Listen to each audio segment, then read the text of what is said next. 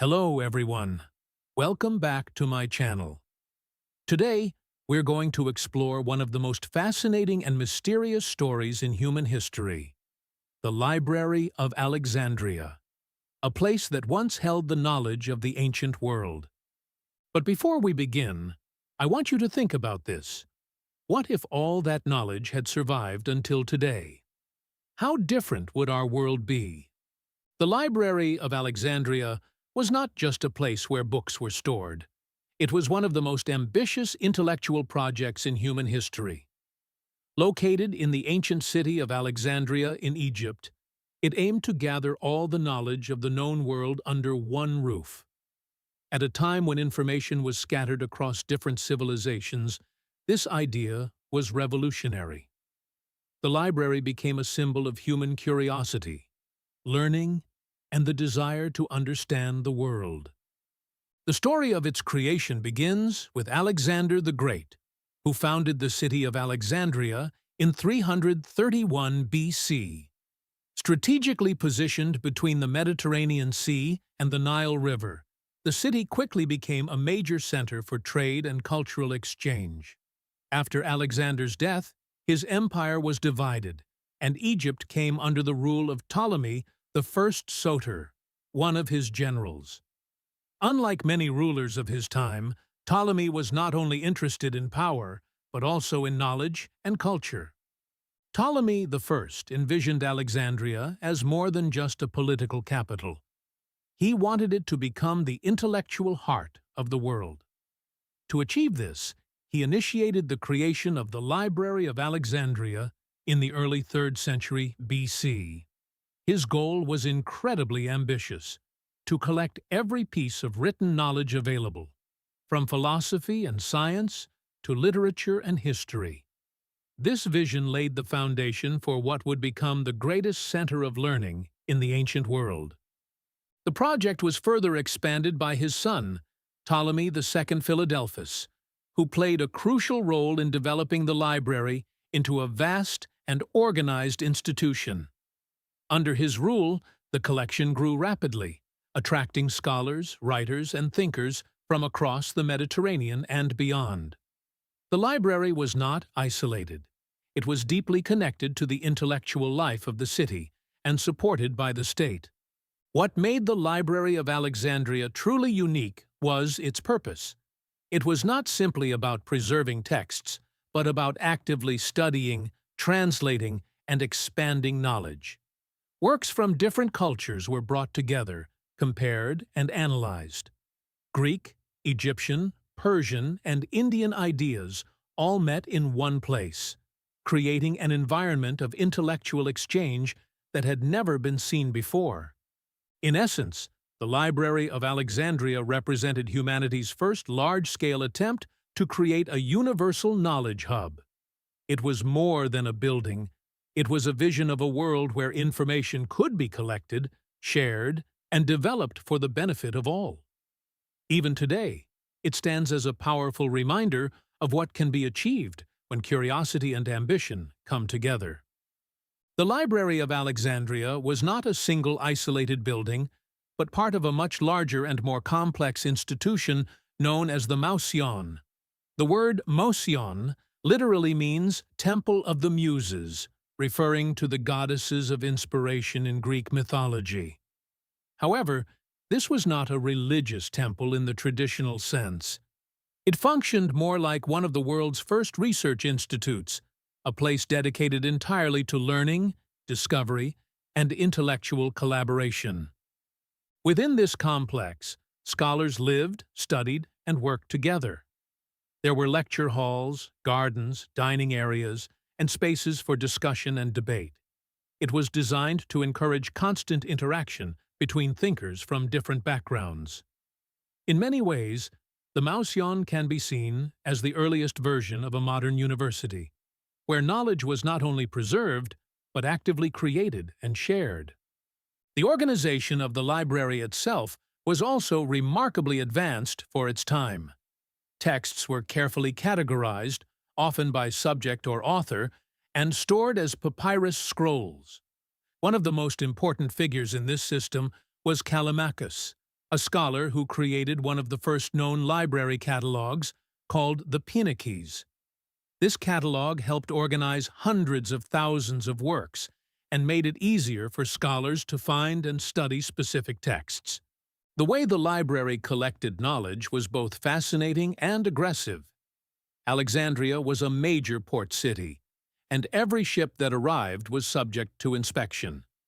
If any written material was found on board, whether books, manuscripts, or scrolls, they were taken by the authorities. Skilled scribes would then copy these texts with great precision. In many cases, the original documents were kept in the library, while copies were returned to their owners. This policy ensured that Alexandria constantly expanded its collection, often acquiring rare and valuable works from across the known world. It was a systematic and highly effective method of gathering information, turning the city into a central hub of global knowledge. Through this combination of an advanced institutional structure and a relentless approach to collecting texts, the Library of Alexandria became something truly unique. It was not just a storage space for information, but a living, evolving center of research. A place where knowledge from different civilizations was brought together, organized, and transformed into new ideas. Life within the Library of Alexandria and its associated Mousion was unlike anything the ancient world had ever seen. Scholars who came to Alexandria were not just visitors, they were residents, supported by the state. They were provided with housing, food, and financial support so they could dedicate themselves entirely to intellectual work. Free from the burdens of daily survival, these thinkers focused on studying, writing, teaching, and debating ideas. It created an environment where knowledge could truly flourish. Daily life in the Mousion was highly interactive. Scholars gathered in lecture halls and open spaces to discuss philosophy, mathematics, astronomy, medicine, and literature. Ideas were constantly exchanged, challenged, and refined. This collaborative atmosphere allowed for breakthroughs that might not have been possible in isolation. It wasn't just about individual genius, it was about a community of minds pushing each other forward. As a result of this intellectual energy, Alexandria rapidly transformed into the leading center of science and culture in the ancient world. Its strategic location made it a meeting point for different civilizations: Greek, Egyptian, Persian, and others. Knowledge flowed into the city just as goods did through its busy port. Over time, Alexandria became known not only for trade, but as the place where the world's greatest thinkers gathered. The influence of Alexandria extended far beyond its borders. Discoveries and ideas developed there spread throughout the Mediterranean and later into the Roman world. Fields like mathematics, astronomy, geography, and medicine were significantly advanced. The city became a model for how knowledge could be organized, studied, and expanded, setting a precedent for future centers of learning. Among the scholars connected to Alexandria were some of the most influential figures in history. Euclid, often called the father of geometry, organized mathematical knowledge into a logical system in his work Elements. His methods of using definitions, axioms, and proofs are still the foundation of mathematics education today. Without Euclid's work, modern engineering, physics, and even computer science would look very different. Eratosthenes, another key figure, made groundbreaking contributions to geography and astronomy. By comparing the angles of shadows in different cities, he calculated the Earth's circumference with remarkable accuracy. He also developed early concepts of latitude and longitude, which are still essential to navigation and mapping today. His work shows how observation and logic can lead to powerful scientific insights. Hypatia, one of the most prominent female scholars of the ancient world, was a mathematician, philosopher, and teacher in Alexandria. She contributed to the understanding of geometry and astronomy, and became a symbol of intellectual pursuit and academic freedom. Her life and tragic death highlight both the brilliance of Alexandria's intellectual culture and the tensions that eventually contributed to its decline. These individuals were not just scholars of their time. Their ideas became the foundation for centuries of scientific and intellectual progress. Many of the concepts they developed are still taught, studied, and used today, making the legacy of Alexandria a living part of our modern world. The contributions developed in Alexandria did not disappear entirely with the library. Many of them survived through later civilizations and still form the foundation of modern knowledge. Euclid's geometric system, for example, is still taught in schools today and remains essential in fields like engineering, architecture, and computer science. The logical structure he introduced, building knowledge through axioms and proofs, continues to shape not only mathematics, but also scientific thinking as a whole. Similarly, Eratosthenes' work in geography laid the groundwork for modern mapping and navigation systems. His ideas about measuring the Earth and using coordinates evolved into the latitude and longitude system we still rely on today, including in technologies like GPS. Even broader than specific discoveries, the Library of Alexandria helped establish a model for how knowledge should be collected, organized, and shared. A model that lives on in modern universities, research institutions, and libraries around the world. The destruction of the Library of Alexandria is often imagined as a single dramatic event, but in reality it was a slow and complex process that took place over several centuries. Rather than being completely destroyed in one moment, the library gradually declined due to a combination of wars, political instability, and cultural changes. Each event caused damage to parts of the collection, slowly eroding what was once the greatest center of knowledge in the ancient world. One of the key reasons for this decline was the changing priorities of those in power. As control of Egypt shifted from the Ptolemaic rulers to the Roman Empire, the strong state support that had once sustained the library began to weaken. Funding decreased, maintenance was neglected, and the importance of the institution faded over time. Without continuous support, even a place as significant as Alexandria could not maintain its former strength. In addition to political and economic factors, social and religious tensions also played a major role. As different belief systems competed for dominance, institutions associated with older traditions were sometimes targeted or abandoned. These conflicts further contributed to the gradual loss of the library's collections, until eventually, what remained of this once extraordinary center of knowledge disappeared from history. One of the earliest major incidents associated with the decline of the Library of Alexandria took place in 48 BC during the time of Julius Caesar. Caesar had become involved in a political conflict in Egypt and found himself in Alexandria, where fighting broke out near the harbor. In an attempt to block enemy ships, he ordered parts of the fleet to be set on fire. However, the fire quickly spread beyond control. What began as a military tactic soon turned into a larger disaster as flames reached parts of the city.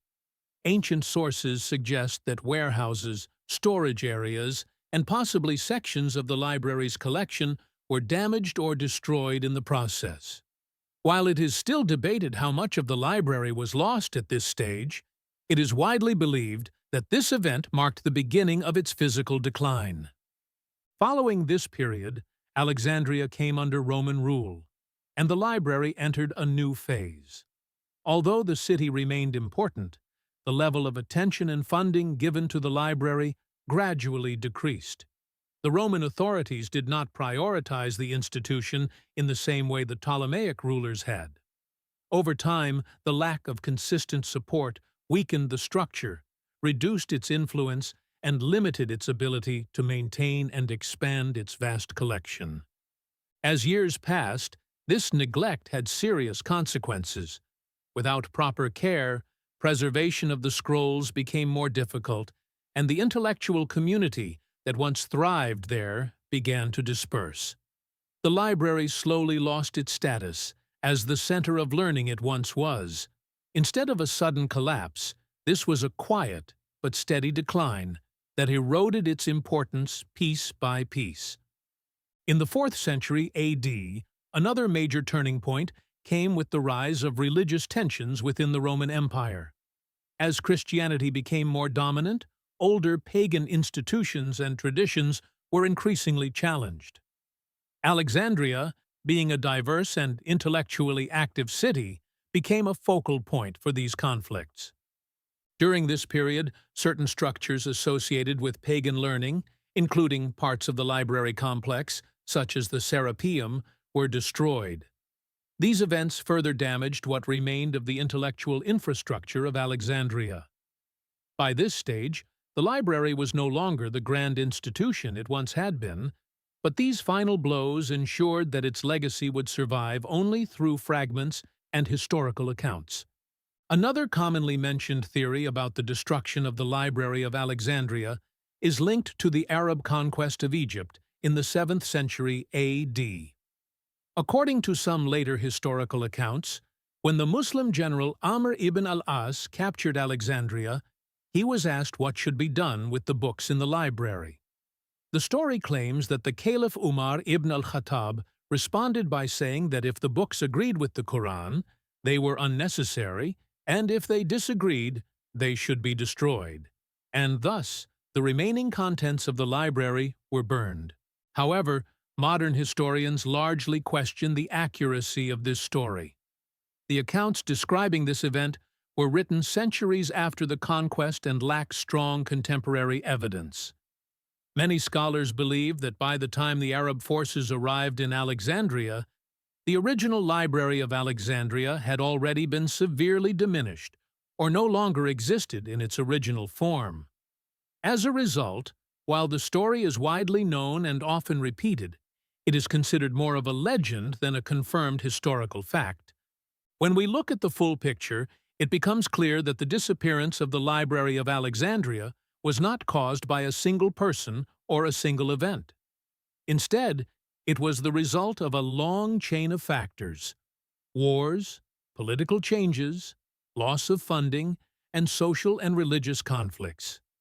Each of these played a role in weakening the institution over time, gradually reducing its importance and damaging its collections until very little remained. In the end, the true tragedy of the Library of Alexandria is not just that it was destroyed, but that it was forgotten piece by piece. Without consistent protection and support, even the greatest centers of knowledge can fade away. Its story serves as a powerful reminder that preserving knowledge requires continuous effort, and that the loss of such institutions is not always sudden, but often slow and irreversible. Now, let's turn to the most thought-provoking part of this story. What if the Library of Alexandria had never been lost? If that vast collection of knowledge had survived intact, the course of human history might have been very different. Scientific progress may not have been interrupted, and the intellectual gap often associated with the so-called Dark Ages could have been much shorter, or perhaps never occurred at all. Ideas that were rediscovered centuries later might have continued to evolve without interruption. In such a world, technological advancements could have arrived much earlier. Discoveries in mathematics, physics, medicine, and engineering might have accelerated human development by hundreds of years. It's possible that inventions like advanced machinery, complex navigation systems, or even early forms of industrial technology could have emerged long before their time. The continuity of knowledge might have created a completely different timeline for human civilization. So now the question is yours to answer. How different do you think our world would be today if the Library of Alexandria had survived? Would we be more advanced, or would history have found another way to slow us down? Share your thoughts in the comments. I'd really like to hear your perspective. If you enjoyed this video and found it interesting, don't forget to like and subscribe to the channel. Your support really helps me create more content like this and continue exploring fascinating stories from history.